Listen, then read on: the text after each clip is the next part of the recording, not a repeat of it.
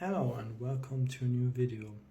Today I want to talk about the topic: is there an ideal political system? Many believe that democracy is the ideal, the perfect system, since there's the most freedom for its people. And indeed, I would argue that democracy is the political system where people have the most freedom, especially if we look back in ancient times, ancient Greece. Well, here we have to look, however, that this only applied, of course, for the male population, for the male citizens of Athens. Women had no right to vote or to be a candidate in any election, as had people from outside of Athens that moved there, that didn't have the citizenship. They also were kind of excluded from the democracy. If we look at democracies today, especially if we look at Europe, we see that women are allowed to vote and be candidates. Men are allowed to vote and be candidates. And sometimes even people that are not already adults. Sometimes they want now people who are 16 to be able to vote. And this is an extreme form of democracy. And while more and more people can vote, it is still not the same democracy as in ancient Greece, in Athens. In Athens, the democracy was way more direct. Like, there were way more people being involved in the whole voting. They could directly, basically, elect their president and not a representative, unlike in the US today, for example. Today we vote, for example, in government, and basically the new president decides then, also in coalition talks, etc., who gets which office. Back in ancient Greece, in Athens, basically it was like this, that people voted every office to one person, so there was not really like a political party. Alright, in ancient Athens there were like the 11 tribes, but there was not a political party in that kind of sense. So everyone voted for that person to have that office, and not to vote for someone and this one appoints then other offices. But we drift a little bit away. Is democracy the ideal or the perfect political system? I would say no. I would say there is not even a perfect political system at all. Yes, democracy is the freest of system, I would probably say. People are very free, human rights, etc. But is it perfect? No. No political system can be perfect, because who decides what is perfect? If I say democracy is perfect for me, it is not ideal or perfect for someone else. Maybe the other person finds a dictatorship perfect. It's just like very subjective. So we can't say that there's like an objective, perfect political system. But since you can really relate that to almost every question, we want to look deeper into that. Like, what could be bad at a democracy? We often hear democracies are weak, but that's not really the case. If we look, for example, at the US, they are in democracy and still pretty powerful. Yeah, maybe they are inside not that stable, like for example a dictatorship where the dictator suppresses everyone else that is not of their opinion.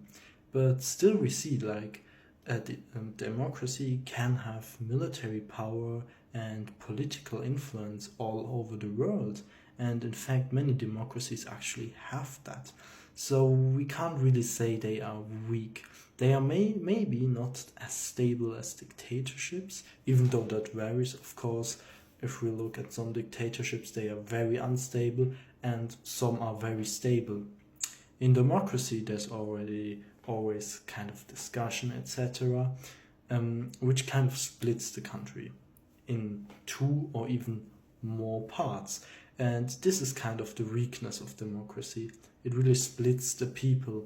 And if this isn't handled right, how it is done at the moment in some countries, we see that radicals will rise and extremists will get stronger and stronger because they see that there's a huge problem in the country, and especially they also see that the state is very unstable. So we can say that the weakness of democracy is basically that it can split the people if it is not handled rightly. And this is really a huge problem what we see also today. And this is also why democracy isn't able to last for 1,000 years. We can't see that. We never saw a democracy that ruled over 1,000 years, and probably we will never see such one, because a political system has always to change. There has to be always change and change and change, because we see people tend with the time to get tired of a system, and then they exploit the weaknesses. They find more weaknesses and find more weaknesses and find more weaknesses, and that kind of makes the whole system unstable, unbalanced, and leads to huge problems. And like this, more and more people get unhappy with the system. So what really needs to happen is that the system changes constantly. With this, we have always like new sides of the system, and the weaknesses get basically abandoned and could be a strength in the future if it is handled rightly. But this is very often not done. They see a weakness and they just let it be, because they are like, yeah, that's democracy. We have like, for example, basically a law that says that and that, and oh, the law is bad, but why should we change it? It has worked so long. And this is kind of really a problem. You saw that also, for example, at the monarchies that got overthrown. They didn't adapt, they didn't change. They thought what we once built is great and we just keep it as it is. But they don't really look at, oh, people don't like that, then we change that. They didn't do that. They were like, people don't like that? Then let the people shut up. That's kind of really the problem, and no system will survive this over a long time. And there we can really see that states that adapt new things and go with the flow basically tend to live longer than systems that just ignore what the people want. Democracies are the weakest there, because they don't suppress their people. At least in most cases, they don't suppress their people. And then it gets very loud and people get split apart, etc. And this is really a problem. In a dictatorship, they kind of suppress the people until the people just grow so angry that they revolt, etc. And so it tends to last longer in a dictatorship until they get overthrown than in a democracy. But still we see here a problem that every political system has. Every political system has a problem. There is just simply no perfect political system. There has to be constant change in order to keep a political system. And that is what many people or many systems don't do. They don't change. They stay the same, which leads them to be overthrown. And this is why we actually see, for example, democracies getting overthrown, especially if we look in ancient Greece. We see, oh, oligarchy, oh, monarchy, oh, dictatorship, oh, democracy, all this changing constantly, drastically. This is very, very unique in ancient Greece, but they tend to overthrow the government fast and revolt, etc., also through wars, etc.